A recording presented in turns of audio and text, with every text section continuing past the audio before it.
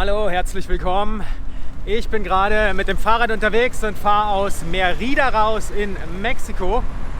Und der Grund dafür ist, dass vor mir hier, ich weiß nicht so ganz genau, wahrscheinlich 5 Kilometer vor mir, Jonas Deichmann unterwegs ist. Ein Extremsportler aus Deutschland, der zurzeit gerade ein Triathlon um die gesamte Welt macht. Und er ist gerade dabei, auf seiner Laufetappe einmal komplett durch Mexiko zu laufen, von Tijuana bis nach Cancun. Und hier auf den letzten Kilometern in Mexiko, quasi die letzten, ich glaube 10 Tage hat er hier noch zu laufen, haben wir die Ehre, ihn zu treffen. Und ich schaue jetzt, ob ich ihm entgegenkommen kann und ob ich ihn sehe oder ob er möglicherweise doch eine andere Straße nimmt. Und dann hoffe ich, dass er Lust hat, uns ein paar Fragen zu beantworten, und dann gibt es ein kleines Interview mit ihm. Geil. Da vorne ist er. Gucken, dass ich da rüber komme. Ah, hier, perfekt.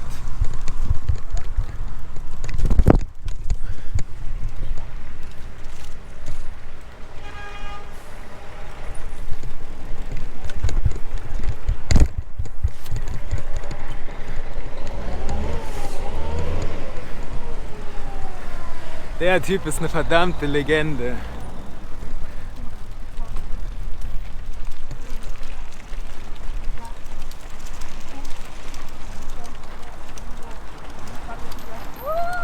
Hey Jonas! Hi!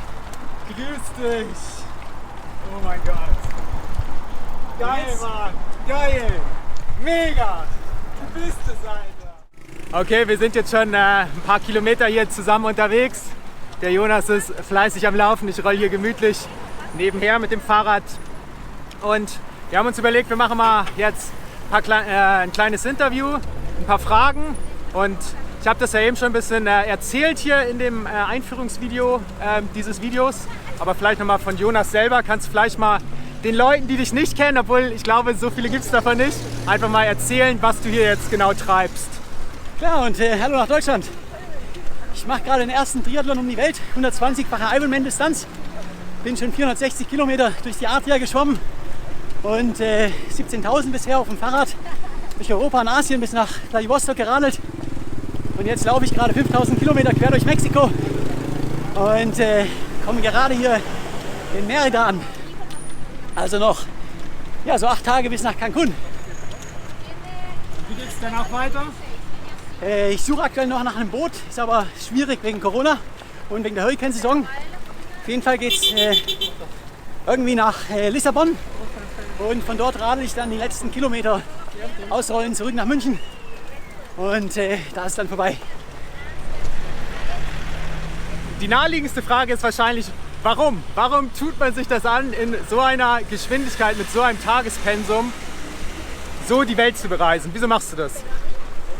Also mir geht's ums Abenteuer. Ich war jeden Morgen auf und weiß, heute erlebe ich was. Und gerade hier in Mexiko Mexiko hat immer eine Überraschung parat, jeden Tag. Also ich fühle mich einfach lebendig. Und dieses Mal ist es ja auch, ich habe die letzten Jahre immer Geschwindigkeitsrekorde gemacht, was auch schön ist, ist intensiv. Dieses Mal ist es ein bisschen langsamer. Also ich nehme gerade beim Laufen auch noch mal viel mehr wahr. Das Ganze viel intensiver. Aber letztendlich, wenn ich mal alt bin, habe ich jede Menge tolle Storys und tolle Erinnerungen. Und darum geht's ja. Du hast jetzt eben schon gerade erwähnt, deine anderen Rekorde. Magst du da noch mal ein bisschen was erzählen? Wie bist du quasi zu diesem Beruf, kann man ja fast sagen. Also es ist ja dein Beruf, du bist Extremsportler von Beruf. Wie bist du dazu gekommen? Womit fing das Ganze im Endeffekt an? Also das Ganze fing an auf einer Firmenfeier in München 2016. Ich habe nach dem Studium in München im Vertrieb gearbeitet und auf einer Firmenfeier dort haben alle ein bisschen zu viel getrunken gehabt und meinem Chef erzählt, ich würde gerne einen Weltrekord machen und er hat sofort gesponsert und mir extra Urlaub gegeben und so kam ich dann 2017 zum Eurasien-Weltrekord, also die schnellste Eurasien-Durchquerung mit dem Fahrrad.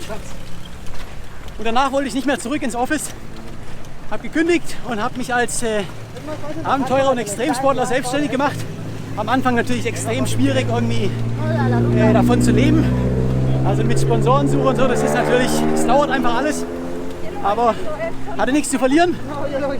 Habe dann das Jahr darauf den Panamerika-Rekord gemacht, von Alaska bis nach Feuerland, 23.000 Kilometer in 97 Tagen. Und dann vor 2 Jahren vom Nordkap nach Kapstadt in 72 Tagen den Rekord. Und ja, mittlerweile ist es mein Beruf. Und ich lebe davon, von Sponsoren und Vorträgen in erster Linie und Film und Buch. Kommt im neuen Jahr raus. Und so kam dann auch die Idee, nachdem ich jetzt alle Kontinente auf dem Fahrrad durchquert hatte, dass ich was anderes machen möchte als nur Fahrradfahren. Fahrradfahren ist immer meine große Leidenschaft, wird es auch immer bleiben, aber ich wollte eine neue Herausforderung, eine neue Disziplin und hatte immer den Traum, einmal die Welt zu umrunden. Triathlon sind 3 Disziplinen, also eine extreme Herausforderung und spannend. Und dann noch keiner gemacht, also super, passt. Richtig, richtig cool auf jeden Fall. Also ich muss wirklich sagen, du bist für mich wirklich eine Inspiration und es ist wirklich für mich eine Ehre, dich zu treffen. Ich freue mich wirklich riesig darüber und ich denke, du hast, weil du ja auch auf Social Media so sehr vertreten bist, inspirierst du wirklich sehr, sehr viele Menschen dazu, ihre Träume zu leben, rauszugehen, einfach mal aufs Fahrrad zu steigen, jetzt zu laufen.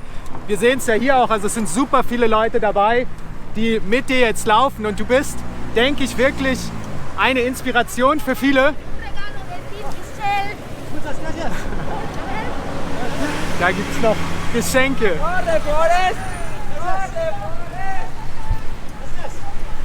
Du bist eine Inspiration für viele und jetzt meine Frage, was inspiriert dich denn persönlich? Wer ist deine Inspiration?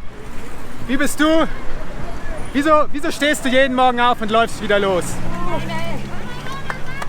Meine große Inspiration in meiner Kindheit war immer mein Opa. Der war Schlangenfänger in Afrika und ist einfach immer seinem Traum gefolgt. Hat Deutschland hinter sich gelassen und hat gemacht, worauf er Lust hat. Abenteuer der Natur in exotischen Ländern. Und ich habe das erste Mal ihn mit 6 Jahren besucht. Und seitdem war das immer für mich klar, du willst kein konventionelles Leben haben, sondern willst deinen eigenen Weg gehen. Und bis es jetzt, sage ich mal, aktuell habe ich jetzt kein Vorbild in dem Sinne, sondern ich möchte eigentlich Sachen machen, die so noch keiner gemacht hat. Und für mich ist jeder inspirierend, der den Mut hat, seinen eigenen Weg zu gehen, ganz egal was es ist. Aber dass man einfach Sachen anders macht.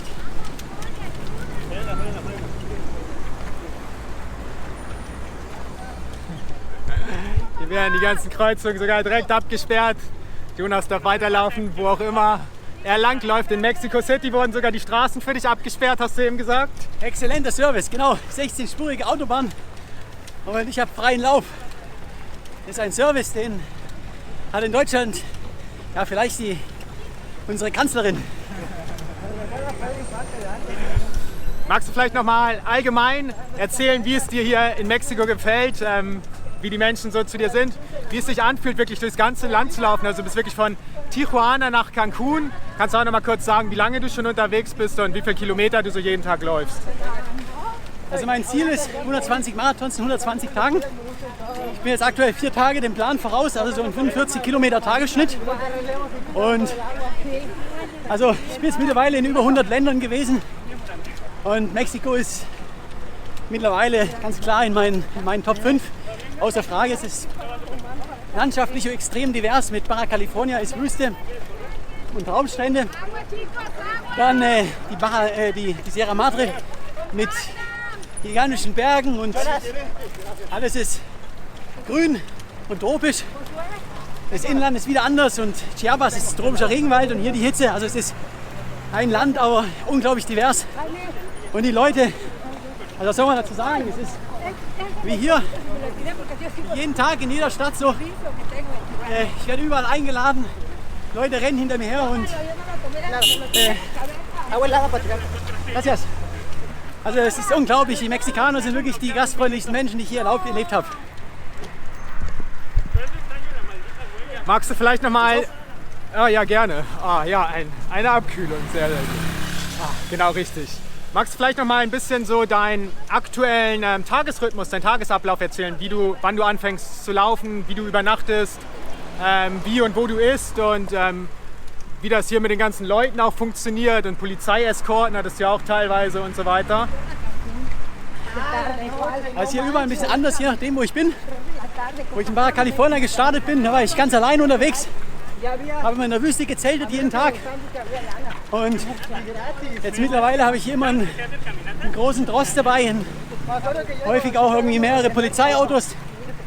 Und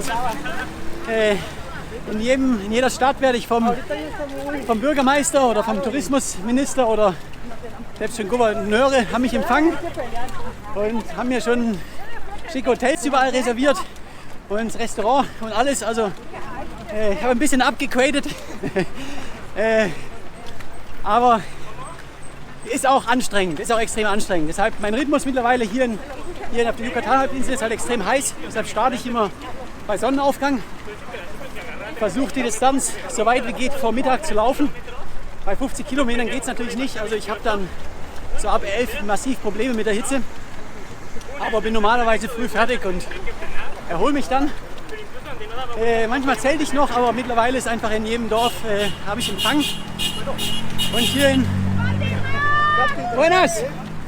in Yucatan ist Zelten auch einfach nur unangenehm, weil es einfach viel zu heiß ist und viel zu schwül, auch nachts. In Baja California habe ich es richtig genossen, das Wildzelten ist traumhaft. Aber hier, also letzte Woche habe ich einmal gezeltet und ich habe kaum geschlafen, weil es einfach nur am Schwitzen war. Deshalb hat sich ein bisschen geändert hier. Wie viele Interviews hast du hier in Mexiko schon gegeben? Also in den Städten so 10 bis 15 in jeder. Und 10 bis 15 in jeder? In den kleinen Ortschaften auch 2 bis 3. Also es sind mittlerweile definitiv über 1000 Interviews.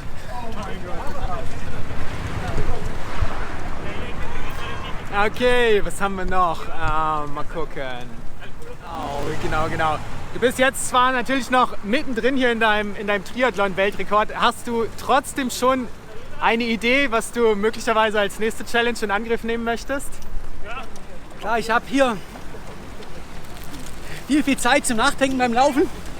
Da kommen wir also gerade in der Wüste von Baja California, wenn man da 7 Stunden jeden Tag alleine rennt, da kommen jede Menge dumme Ideen. Und ich bin nächstes Jahr im November in etwa wieder zurück in Deutschland. Bin dann erstmal das ganze Frühjahr 5-6 Monate auf Filmtournee mit dem Film vom Triathlon. Und mein Buch kommt ja auch raus und Vorträge. Und dann, sag ich mal, brauche ich auch ein bisschen Erholung. Also ich möchte mir auch ein Jahr Pause gönnen nach dem. Und danach bin ich bereit für was Neues. Ich weiß auch schon, was es ist. Wird mindestens genauso anspruchsvoll und aufregend wie dieses Projekt, aber ist natürlich noch streng geheim. Noch streng geheim? Den ganz kleinen Tipp? Streng geheim. Hat aber noch keiner gemacht, das kann ich so sagen. Sehr, sehr cool. Bin ich auf jeden Fall sehr, sehr gespannt. Möchtest du noch irgendeine letzte Botschaft hier an unsere Follower raushauen? Vielleicht noch, was auch immer dir jetzt noch durch den Kopf schwirrt. Ja, ich freue mich auf jeden Fall. Bin jetzt ein Jahr unterwegs und freue mich natürlich extrem, wenn ich auch wieder mal in Deutschland zurück bin und auch hier den Deutschen zu treffen. Ist auch immer schön. Ist aktuell wirklich passiert es nicht oft in Mexiko wegen Corona, nehme ich mal an. Und da freue ich mich heute auf jeden Fall mal ein Bier zu trinken und ein paar gute Geschichten auszutauschen. Das machen wir absolut auf jeden Fall. Wie gesagt, es ist auch für mich eine absolute Ehre, dich zu treffen. Und ich denke, wir haben noch gut ein paar Geschichten zum Austauschen. Wenn ich beim Essen bin oder sowas, und dann kommen Leute rein und fragen mich nach einem Foto und so, und ich bin gerade am Essen.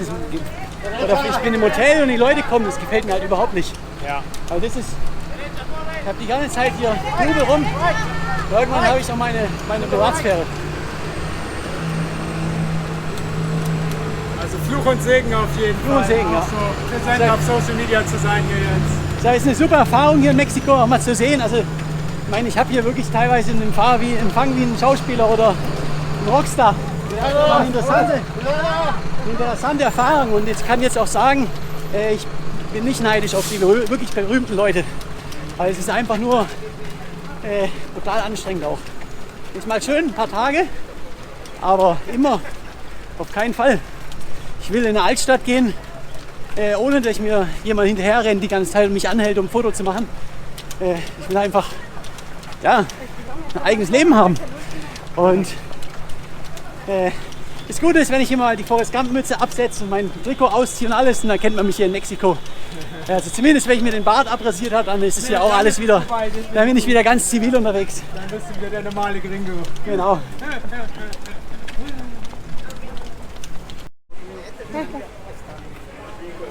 Este presente te lo hace llegar el alcalde de la ciudad de Mérida, el licenciado Renán Barrera Concha, por tu paso acá, por apostarle a la educación, por apostarle al deporte y por mostrar lo que podemos hacer en países y ciudades a favor y a través del deporte. Muchas gracias. Es espectacular aquí el recibimiento en Mérida. Muchos corredores que ya me esperaban desde Chochola a la mañana, los primeros. Gracias. Y mucha variedad.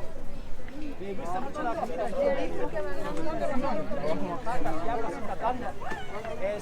Hay más cosas diferentes y es muy distinto. Y me encanta. Forrest Gump siempre fue mi película favorita de niño. Es una historia muy buena y tengo el gorro. Y siempre sabía si corro un día a un país o un continente, lo voy a hacer con el gorro de Baba y una baba grande. Jonas, wie fühlt es sich an, berühmt zu sein? Ein bisschen seltsam und schön, aber auch anstrengend, und ich bin dann auch froh, wenn es irgendwann mal wieder vorbei ist. Danke! Jonas!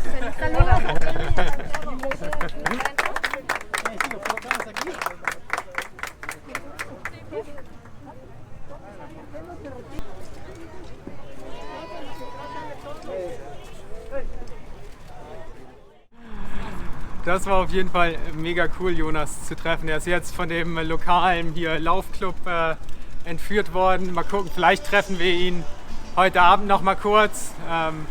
Aber er muss sich natürlich auch ausruhen. Morgen früh geht es direkt weiter. Vielleicht begleite ich ihn dann noch mal ein kleines Stückchen. Mal sehen. War auf jeden Fall richtig cool, kurz mit ihm schnacken zu dürfen, ihm ein paar Fragen zu stellen. Das Witzige ist halt wirklich, dass er jetzt hier am Laufen ist in Mexiko. Und im Endeffekt ist er trotzdem tatsächlich schneller als wir unterwegs. Wir hängen hier jetzt seit fast 2 Wochen tatsächlich schon in Mérida, sind hier so ein bisschen stecken geblieben, ehrlich gesagt. Deswegen jetzt auch dieses Video. Aber in ein paar Tagen geht es weiter und im nächsten Video sind wir dann auf jeden Fall auch selber wieder mit dem Fahrrad unterwegs. Nehmen euch mit, ein bisschen auf Abenteuertour, gibt es ein paar Zenoten und so weiter zu sehen. Ich glaube, das wird ganz cool. Und ja, schauen wir mal. Guten Morgen, 7:30 Uhr, nächster Tag. Ich warte hier schon mit 1, 2 anderen Radfahrern. Ein bisschen Presse ist auch noch da. Jonas sollte hier gleich um die Ecke kommen und dann geht's weiter. Und ich habe mir überlegt, dass ich ihn heute auch noch mal ein kleines Stückchen begleite. Auch noch mal ein bisschen Schnack. Und wir haben uns noch 1, 2 Fragen mehr überlegt. Insbesondere Olga hatte noch ein paar gute Ideen. Mal gucken, ob er Lust hat, noch ein paar Fragen mehr zu beantworten. Dann gibt es jetzt quasi den zweiten Teil. Okay, ich glaube, wir müssen auf jeden Fall noch mal über Forrest Gump reden, würde ich sagen. Du hast ja, als du hier nach Mexiko gekommen bist, dir diese Mütze gekauft und das schon im Vorhinein irgendwie organisiert. Baba Gump Shrimp Company. Und jetzt auf deinem Instagram-Account, habe ich das sogar auch schon gesehen, bist du der Forrest Gump Alemann. Und ich glaube auch, in jedem Interview wird das immer wieder von den Reportern hier wiederholt. Also in Mexiko bist du bekannt als Forrest Gump Alemann. Wie kam das dazu und wann hast du das letzte Mal Forrest Gump gesehen und wie hat dich das inspiriert? Also Forrest Gump war mein Lieblingsfilm als Kind. Fand ich einfach eine tolle Story. Und ich habe den Film schon 7, 8 Mal gesehen. Das letzte Mal jetzt so vor einem Jahr in etwa. Und mir immer klar, wenn ich mal durch ein Land oder einen Kontinent renne, dann mache ich das mit einem langen Bart und mit der Baba Gump Mütze. Und wo ich dann losgelaufen bin in Tijuana, dann wurde es ja mehr und mehr zu einer nationalen News Story. Und irgendwann hat es irgendein Reporter im Fernsehen Forrest Gump Alemann. Und dann haben das alle anderen auch so aufgenommen. Und mittlerweile ist es ist es so, am Straßenrand gibt es wieder Leute, die immer Corre, Forrest, Corre rufen, oder in den Medien ist es halt auch Forrest Gump Alemann. Ja, ist cool. Du triffst ja jetzt, wenn du hier zu Fuß unterwegs bist, aufgrund deiner sehr langsamen Reisegeschwindigkeit natürlich extrem viele Menschen, super viele Menschen, die hier auch mit dir gemeinsam laufen, dich mit dem Fahrrad begleiten. Hast du so eine Begegnung hier in Mexiko, wo du wirklich so sagst, so wow, das war richtig krass, so eine Begegnung, die dich wirklich richtig tief berührt hat?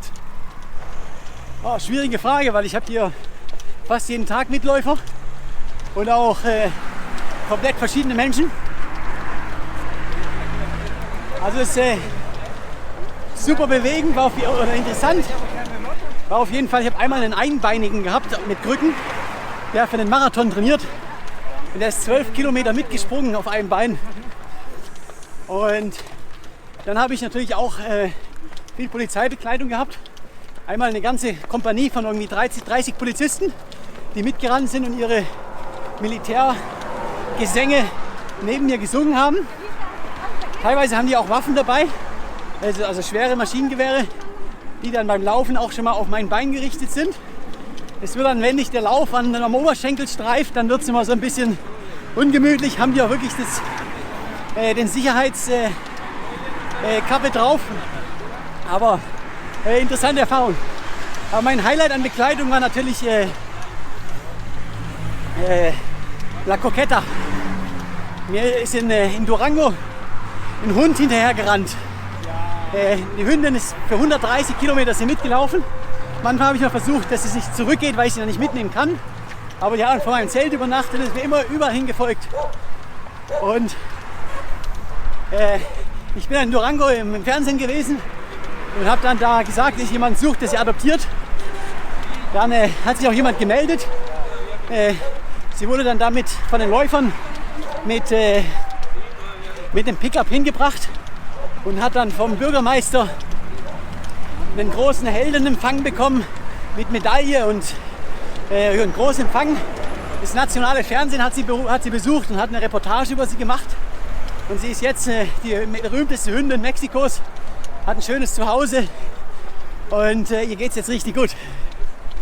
Mega, dafür wirklich mal ein von Herzen kommendes Dankeschön für diesen Einsatz für diese Hündin. Super, vielen, vielen Dank. Du hast ja selber schon gesagt, dass du eigentlich eher der Fahrradtyp bist oder Fahrrad dein favorisierter Sport ist. Jetzt bist du auch über 400 Kilometer geschwommen, glaube ich. 460. Und 460 Kilometer geschwommen und jetzt läufst du hier seit 110 Tagen jeden Tag einen Marathon. Wie hast du dich darauf vorbereitet? Also, es war ja Corona-Pandemie. Die ganzen Schwimmbäder waren zu. Und ich war in der Schweiz, es gab auch keinen See oder sowas in der Nähe. Ich bin vielleicht 15 Mal geschwommen als Vorbereitung. Und auch nicht die Distanzen, die man schwimmen sollte, weil es einfach langweilig ist im Bahnen vor- und zurückschwimmen. Laufen habe ich schon viel gemacht, gerade im Frühjahr. Ich bin auch mit 2 Autoreifen und einer Schnur um die Hüfte durch die Juraberge in der Schweiz gerannt, um einfach den Anhänger zu simulieren. Und ja, das war meine Vorbereitung. Aber wo ich ins Wasser bin, ich habe den Test gemacht, den Triathlon rund um Deutschland, 16-fache Ironman-Distanz, da bin ich der Länge nach durch den Bodensee geschwommen. Aber ich habe dann gemerkt, der Bodensee als Vorbereitung für die Adria, das ist wie wenn man im Flachen mit Rückenwind für die Alpen trainiert. Es ist einfach eine andere Sache. Aber wie bei allen Abenteuern, es geht nicht darum, um die beste Vorbereitung und das beste Training. Es geht einfach darum, dass man das Ganze will, fest daran glaubt und den Mindset hat. Weil dann hat man halt eine harte Woche und dann ist man auch in Form. Sehr geil. Genau, jetzt ist mir noch die nächste Frage eingefallen, die ich noch überlegt habe. Du hast ja gestern gesagt, du hast hier wahrscheinlich schon Hunderte, wenn nicht sogar Tausende Interviews in Mexiko gegeben. Also wir haben das ja gestern auch bei deiner Ankunft in Mérida gesehen. Ich weiß nicht, wie viele Reporter da waren, wahrscheinlich 20, 30, keine Ahnung. Mega krass. Meine Frage ist, erzählst du da jeden Tag wirklich immer wieder das Gleiche? Oder stechen da auch mal ein paar Fragen heraus, was war wirklich für dich die interessanteste Frage, die ein Reporter dir gestellt hat? Also 80% von den Fragen sind dieselben. Wiederholt sich, ich habe auch schon die Antworten parat, weil es ja immer dieselbe Frage ist. Aber manchmal gibt es schon Fragen, die ein bisschen tiefer gehen, die auch herausstechen. Interessant fand ich zum Beispiel die Frage mit, wie fühlt man sich mit dem Medientrubel und dem ganzen Chaos drumherum. Ist was ich ganz selten bekomme. So Fragen, wo ich auch erstmal überlegen muss eigentlich und dann halt antworte, wie es sich halt wirklich anfühlt. Weil ganz oft ist es wirklich, ich kenne die Frage und dann habe ich schon meine Antwort parat. Gerade hier in Mexiko. Was sind das so für Fragen, die du bekommst, halt einfach zu deiner Reise? So, was sind so die 3 Fragen, die jedes Mal gestellt werden? Was machst du? Warum machst du es? Und wie findest du unsere Stadt? Ja, verständlich. Okay.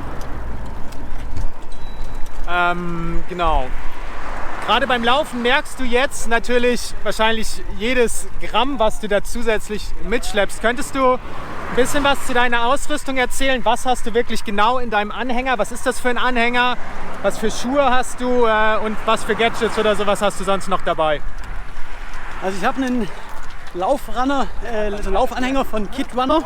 Das ist eine amerikanische Firma, ist eigentlich um mit Kindern joggen zu gehen. Ich nutze es für meine Ausrüstung. Hat ein Leergewicht von 8 Kilo. Das heißt, mit Ausrüstung und Essen bin ich bei ca. 15.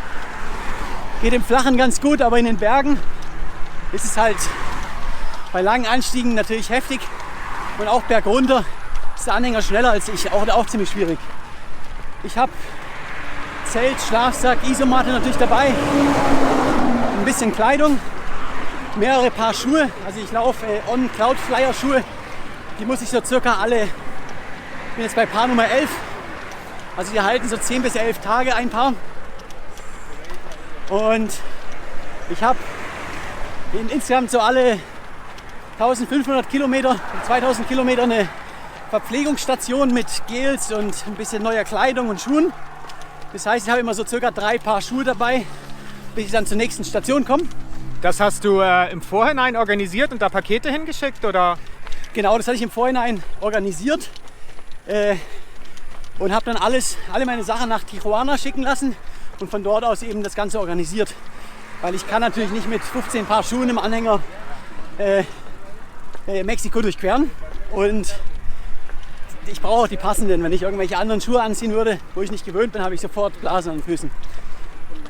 Ansonsten Powerbank, ein bisschen Elektronik und ein paar Gels. Also auch da muss ich natürlich immer rationalisieren. Das heißt, ich habe sie eher für Notfälle, wenn ich jetzt wirklich hungrig bin. Und ja, Wasser und Essen. Gibt es irgendwas, was du vermisst, was du beim nächsten Mal irgendwie besser oder anders machen würdest? Also wie immer ist das Einzige, was ich wirklich vermisse, eine italienische Espressomaschine. Aber ja, ich sehe bei vielen Abenteuern meine Zahnbürste in der Mitte durch. Da kann ich jetzt nicht wirklich eine Espressomaschine mitnehmen. Ansonsten würde ich von der Ausrüstung am Anhänger könnte man noch ein bisschen was verändern, den ein bisschen leichter machen. Das würde ich nochmal anders machen. Aber im Großen und Ganzen hat es jetzt für den ersten Lauf, und hier gibt es jetzt auch nicht so viele andere, die sowas schon gemacht haben und da viele Erfahrungsberichte haben. Ich musste also praktisch bei Null anfangen. Hat es schon ziemlich gut alles geklappt mit der Ausrüstung. Sehr, sehr cool. Jonas, vielen, vielen Dank für dieses wunderbare Gespräch. Wir wünschen dir auf jeden Fall alles Gute auf den letzten Kilometern zu Fuß hier in Mexiko und dann eine gute Radetappe in Europa, ein gutes Ankommen in München. Alles Gute. Ja, danke dir. Dann sehen wir uns hoffentlich irgendwann mal wieder auf der Welt, aber da bin ich mir ziemlich sicher. Absolut, ich mir auch. Wir sehen uns auf jeden Fall. Wenn ihr noch weitere Fragen, auch insbesondere an Jonas habt, schaut gerne auch mal auf seinen Social Media Kanälen vorbei. Das kannst du vielleicht noch mal kurz erzählen. Wie können die Leute dich erreichen und dir folgen? Also Jonas Deichmann auf Facebook, Instagram, YouTube und auf meiner Webseite. Und da gibt es jeden Tag Updates und Stories von meinem aktuellen Projekt und dann ab November von den nächsten.